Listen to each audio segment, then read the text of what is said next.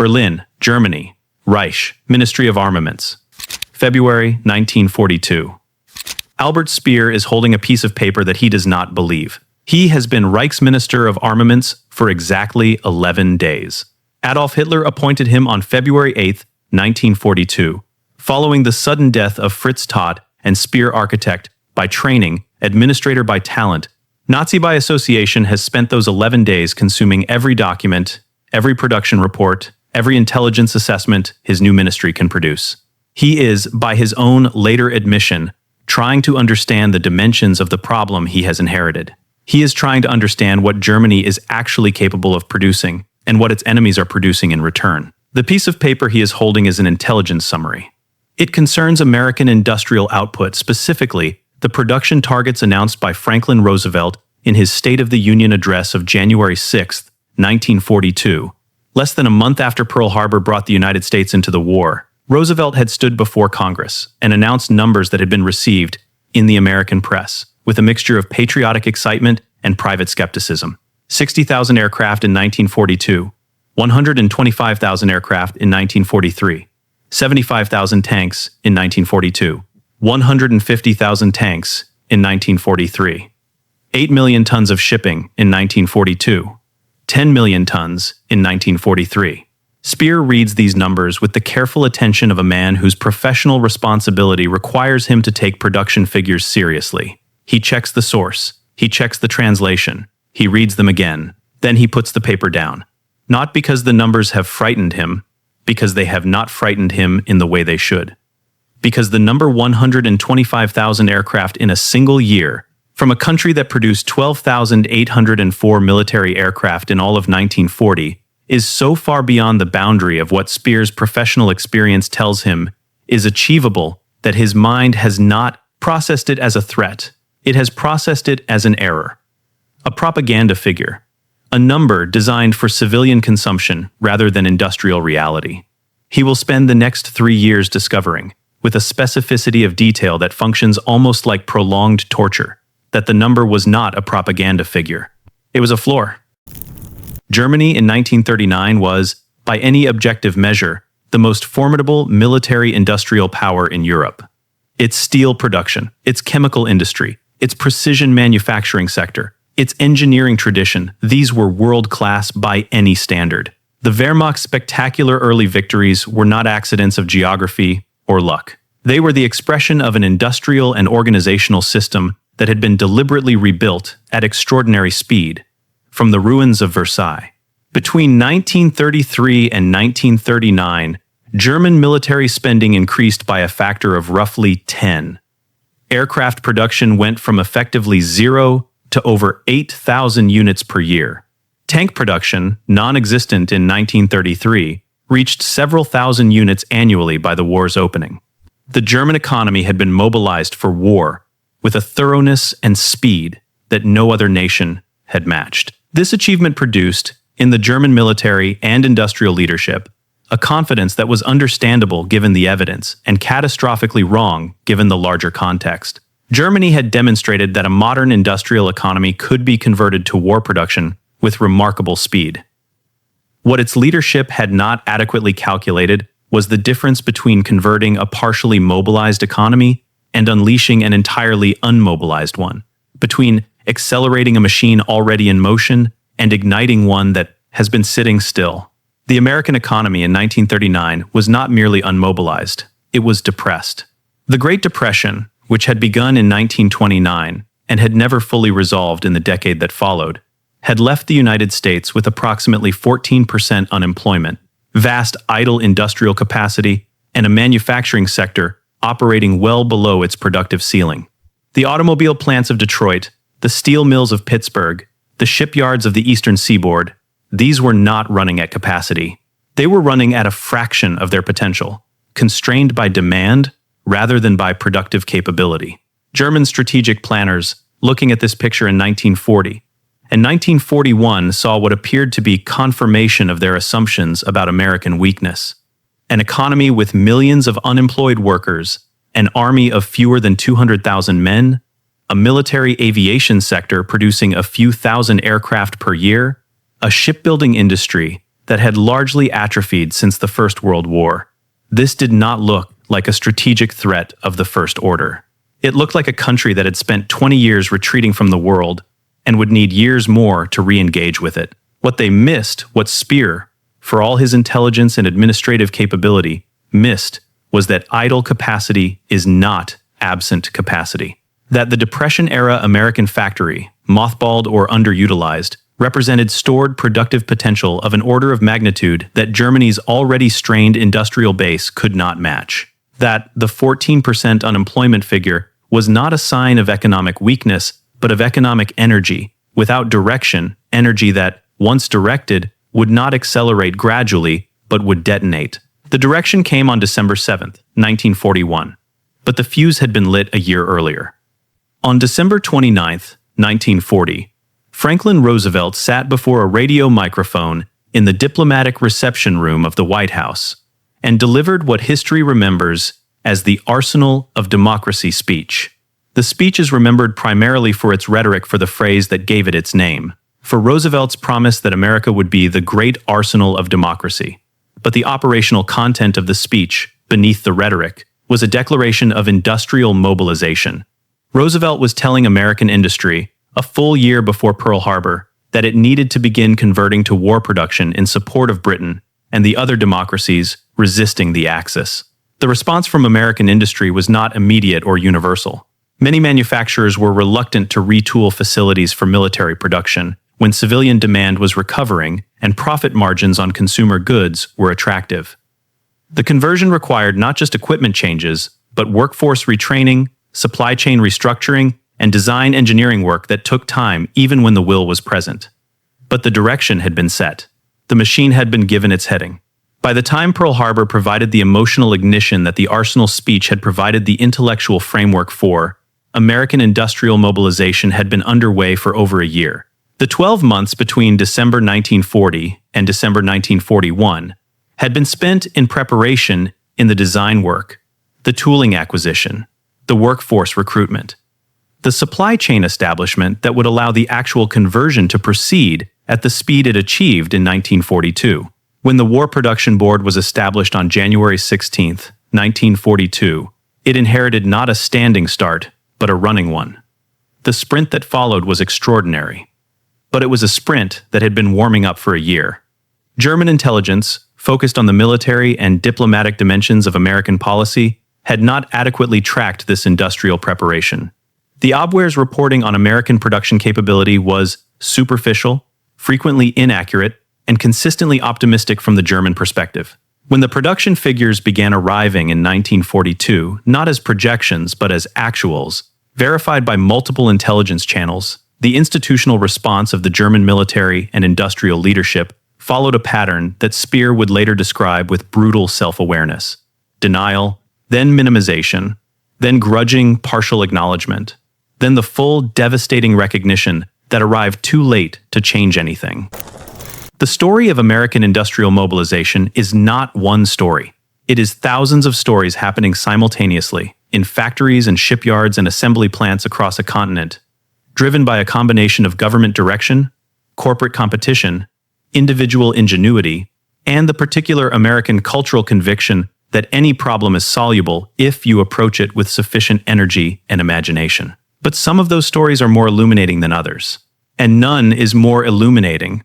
None more perfectly captures the scale and speed and audacity of what America did between 1941 and 1945 than the story of Willow Run. In the spring of 1941, the Ford Motor Company broke ground on a new manufacturing facility near Ypsilanti, Michigan, on a tract of farmland beside the Huron River.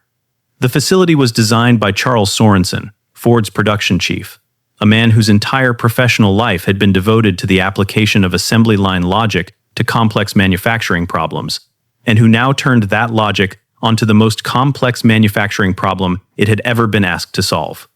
The problem was the B-24 Liberator. The B-24 Liberator was a 4-engine heavy bomber, 67 feet long, 110-foot wingspan, 32,600 pounds empty weight, composed of approximately 1,550,000 individual parts.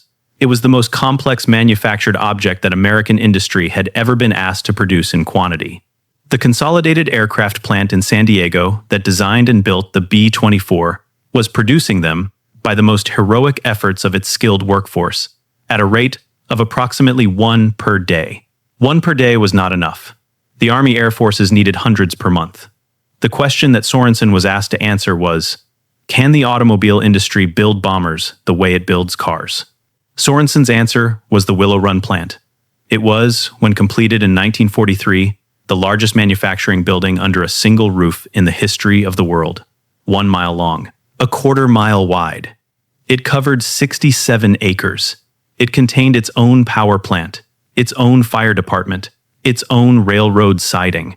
At peak employment in 1944, it had 42,000 workers operating in 3 shifts around the clock, 7 days a week. The assembly line Sorensen designed for Willow Run was, in its essential logic, the same assembly line that Henry Ford had pioneered for the Model T 30 years earlier. Components arrived at one end. They moved through a sequence of assembly stations, each adding elements to the growing aircraft, until they emerged at the other end as complete, flight-ready B-24 Liberators. The adaptation required to apply this logic to a 4-engine bomber, rather than a 4-cylinder automobile, was immense. The parts were larger, the tolerances tighter, the assembly sequences more complex, the quality control requirements more demanding. But the logic was the same. And the logic, once it had been made to work, produced results that violated every assumption the aviation industry had held about how long it took to build a large aircraft. By August 1944, Willow Run was producing one B-24 Liberator every 63 minutes. One 4-engine heavy bomber every 63 minutes. Around the clock, when German intelligence analysts received confirmed reports of Willow Run's production rate in 1944, the Abwehr assessment, preserved in post-war document collections at the German Federal Military Archive in Freiburg, described the figures as requiring verification before operational planning implications can be assessed. This is the language of an intelligence organization that has received information it cannot integrate into its existing framework. It is not skepticism born of analytical rigor. It is denial wearing the costume of professional caution. Willow Run was not an anomaly. It was the most dramatic example of a pattern that was repeating itself across American industry, with a consistency that reflected not individual genius, but systemic transformation. In the shipyards of Henry Kaiser, a man who had never built a ship before 1940, and who responded to this inexperience with the cheerful confidence of someone who does not yet know what is supposed to be impossible, Liberty ships were being produced with a speed that the maritime engineering establishment found professionally offensive. The Liberty ship was a simple, standardized cargo vessel deliberately designed for ease of manufacture, rather than elegance of engineering, that could be built by workers with minimal shipbuilding experience, using prefabricated components assembled at shipyard rather than constructed there. Kaiser's yards in Richmond, California and Portland, Oregon took this concept and applied to it the same assembly line logic that Sorensen was applying to bombers in Michigan. The results were, by any conventional measure of shipbuilding practice, impossible. The average Liberty ship required, at the beginning of the program in 1941, approximately 230 days to build from keel laying to launch. By 1943, Kaiser's yards had reduced this to an average of 42 days. The record, set at Kaiser's Richmond Yard in November 1942, as a deliberate demonstration of what was achievable, was 4 days, 15 hours, and 26 minutes from keel laying to launch for the SS Robert E. Peary. 4 days, for a 441-foot, 14,000-ton, ocean-going cargo vessel, the German Navy's submarine arm, the U-boat force, that had been designed to starve Britain into surrender by destroying Allied shipping faster than it could be replaced, was built around a tonnage calculation. Admiral Karl Dönitz had calculated that if his submarines could sink Allied shipping at a rate exceeding the Allies' ability to replace it, Britain would eventually be unable to sustain the import levels necessary for survival. The calculation was sound. The variable Dönitz had not adequately accounted for was the denominator, the replacement rate. In 1941, his submarines could sink ships faster than they were being built. In 1943, they could not. Not because the submarines had become less effective, but because Henry Kaiser had made the denominator irrelevant. You cannot win a tonnage war against a shipyard that builds a ship in 4 days. The automobile industry's conversion deserves its own moment of contemplation, because it represents the most complete and most rapid industrial transformation in economic history. On February 10, 1942, 64 days after Pearl Harbor, the last civilian automobile rolled off an American assembly line. Not a gradual reduction, a complete stop. The War Production Board had reached agreements with the major automobile manufacturers, General Motors, Ford, Chrysler, Packard, Nash, Hudson, to cease civilian vehicle production entirely and convert all manufacturing capacity to military output. The conversion was not instantaneous retooling assembly lines for tanks and trucks, rather than passenger cars required weeks of engineering work. But by the spring of 1942, American automobile plants were producing military equipment at rates that reflected the full productive capacity of an industry that had spent a decade building cars for one of the world's largest consumer markets. General Motors alone produced between 1942 and 1945 over $12 billion worth of war materiel. The figure encompasses an inventory whose diversity is almost incomprehensible. Trucks by the tens of thousands, tanks, aircraft engines, artillery shells, naval guns, marine diesel engines, Browning machine guns, Grumman Avenger torpedo bombers, Allison aircraft engines. The company that had been building Buicks and Cadillacs was now building the logistical and mechanical spine of the Allied war effort. Chrysler produced M4 Sherman tanks at its Detroit Tank Arsenal, a facility built from scratch in less than a year, on a site that had been empty farmland in 1940. By 1943, the Detroit Tank Arsenal was producing one Sherman tank every hour of every working day. These were not figures that German industrial planners had frameworks to evaluate. The German tank production system, a network of specialized manufacturers building complex vehicles to exacting specifications, with long production runs and highly skilled workforces, was producing Panthers and Tigers of genuine technical superiority to the Sherman. What it could not do was match the Sherman's production rate. Germany produced approximately 8,500 Panthers over the entire war. The United States produced 49,234 Shermans.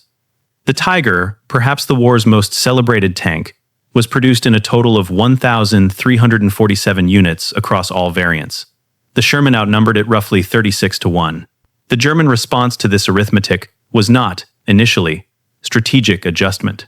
It was denial, followed by the argument that quality could substitute for quantity, that the technical superiority of German equipment would compensate for the numerical disparity. This argument was not entirely wrong. In individual engagements, German armor frequently outperformed American equivalents. A Tiger could, and routinely did, destroy multiple Shermans in a single engagement. But the Tiger that destroyed 3 Shermans on Tuesday was still one Tiger, and there were 3 fewer Shermans. The Sherman factory in Detroit had replaced those 3 Shermans before the week was out. The Tiger factory in Kassel had not replaced the one Tiger that a 76mm round had penetrated from the flank on Wednesday. The mathematics were not complicated. They were simply intolerable. The production figures of American industrial mobilization between 1941 and 1945 are not supporting data for this argument. They are the argument itself, stated in the only language that industrial warfare ultimately speaks. In aircraft production, the metric that Goering had described as a fantasy figure and that Roosevelt had announced as a target, the United States produced 12,804 military aircraft in 1940. In 1941, the figure rose to 26,277. In 1942, to 47,836. In 1943, to 85,898. In 1944, the peak year, American factories produced 96,318 military aircraft. Over the course of the war, the United States produced a total of 303,713 military aircraft of all types. Germany produced a total of approximately 119,000 military aircraft across the entire war. Including all of its Axis partners, the total rises to roughly 170,000. The United States alone outproduced the entire Axis by a factor approaching 2-to-1 in aircraft. And this figure does not include British Commonwealth production, Soviet production, or the output of other Allied nations. In tank and self-propelled gun production, the United States produced approximately 102,000 tanks and self-propelled guns between 1941 and 1945. Germany produced approximately 46,800. Including all Axis partners, the total reaches roughly 57,000. The Soviet Union, often overlooked in Western accounts of the production war, produced over 100,000 tanks in the same period, meaning that the combined Allied armored production exceeded Axis production by a ratio of approximately 4-1. In merchant shipping, the category that Dönitz had built his entire strategic calculation around the United States, produced 5,777 Liberty ships and Victory ships between 1941 and 1945, totaling approximately 56 million deadweight tons of new merchant shipping. In 1943 alone, the year that the Battle of the Atlantic definitively turned against Germany, American shipyards launched more new tonnage than the U-boats sank in the entire war to that point. The tonnage war, the strategic instrument that Germany had designed to sever Britain's Atlantic lifeline, was rendered arithmetically impossible. In military vehicles, the trucks, jeeps, half-tracks, and specialized vehicles that form the circulatory system of a modern army, the United States produced approximately 2.4 million military trucks alone. The Wehrmacht, whose logistics system was famously dependent on horse-drawn transport, even in 1944 and 1945, received in total approximately 400,000 trucks from all sources across the entire war. American trucks outnumbered German ones in this calculation by 6-1, and this does not account for the approximately 375,000 trucks supplied to the Soviet Union under Lend-Lease, which Soviet commanders, including Georgy Zhukov, later credited as indispensable to the operational mobility of the Red Army's great offensives of 1943 and 1944. The steel figures underlie all of these numbers and explain their ultimate source. In 1944, the United States produced approximately 89.6 million tons of steel. Germany produced approximately 28.5 million tons. American steel output, the raw material from which tanks, aircraft, ships, artillery pieces, and every other manufactured weapon of industrial war were made, exceeded German output by a factor of more than 3. And unlike German steel production, which was under constant pressure from Allied strategic bombing and declining raw material imports, American steel output in 1944 was not at its ceiling. It was at a sustainable operational rate, with reserve capacity available if required. The workforce figures reveal the human dimension of this industrial disparity. Between 1940 and 1944, the American manufacturing workforce grew from approximately 10.9 million workers to over 17 million. A substantial portion of this growth came from two previously underutilized sources: women and African Americans. By 1943, women constituted approximately 36% of the American industrial workforce, working in aircraft, plants, shipyards, munitions, factories, and automotive conversion facilities at productivity rates that matched and, in some cases, exceeded their male counterparts. The iconic Rosie the Riveter was not a propaganda invention.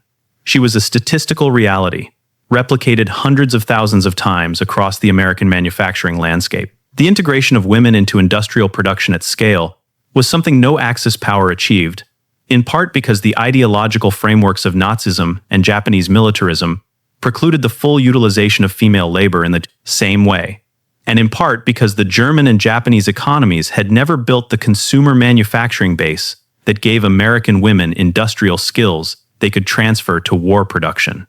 Albert Speer's own production figures, which he managed with genuine administrative brilliance, tell the story from the German side with equal clarity. German aircraft production under Speer rose from 15,596 units in 1942 to 39,807 in 1944. A remarkable achievement under the conditions of Allied strategic bombing and raw material shortage. The increase reflected real organizational capability and genuine dedication. It was simply irrelevant. In the year that Germany achieved its peak aircraft production of 39,807 units, the United States produced 96,318. Speer had doubled German output, America had outproduced him by a factor of 2.4 at Germany's own peak. Speer's post-war memoir contains a passage that crystallizes the psychological experience of managing this arithmetic. He describes sitting with his production statistics in the spring of 1944, knowing that his factories were producing at record levels, knowing that his workforce was giving everything the system could extract from it, knowing that his organizational innovations had delivered genuine results, and confronting the simultaneous knowledge that none of it was enough, that the gap was not closing, that every increase in German production was being matched and exceeded by increases in Allied production, that he was running, as fast as German industry could run, in the same direction as a current that was moving faster. I knew by the summer of 1944, he wrote, that we had lost the production war. Not the military war soldiers and commanders can always find reasons for hope while armies remain in the field. But the production war was over. The numbers made it over. And the numbers, in the end, are the war. Albert Speer was tried at Nuremberg in 1945 and 1946. He was convicted of war crimes and crimes against humanity for his use of slave labor in German war production, and sentenced to 20 years in Spandau prison. The conviction was just. The crimes were real and documented and defended by Speer, with a moral evasiveness that his admirers have spent decades trying to rehabilitate, and his critics have spent the same decades correctly resisting. But in his prison cell in Spandau, Speer wrote his memoirs. And the memoirs contain, beneath the self-exculpation and the carefully managed retrospect, some of the war's most honest testimony about what it felt like to manage Germany's industrial war effort, to watch the numbers, to understand the numbers, and to be unable to change what the numbers meant. He describes a moment in 1943 when he finally sat alone with the full production comparison. German output against American, verified through multiple intelligence channels, stripped of every optimistic interpretation and understood, with the clarity that solitude sometimes provides, that the war was over. Not immediately, not without years of further fighting and further dying, but over in the only sense that ultimately matters, decided. The outcome was fixed.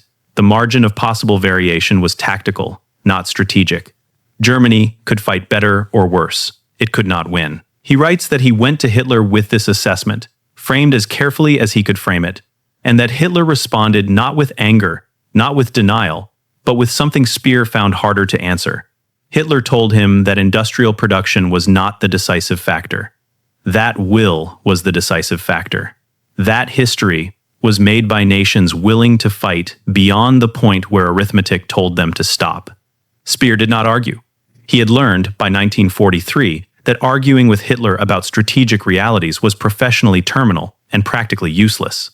He left the meeting and returned to his ministry and continued building, with genuine skill and genuine dedication, the industrial output of a country whose productive capacity he knew was insufficient for the war it was fighting.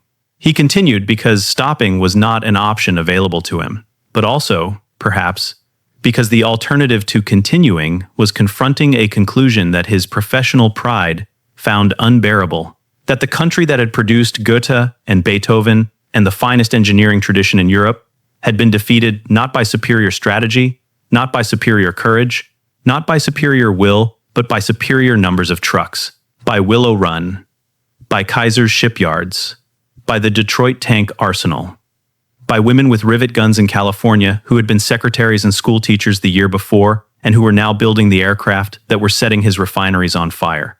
This is the story that German officers couldn't understand, not because it was complex, but because its simplicity was devastating.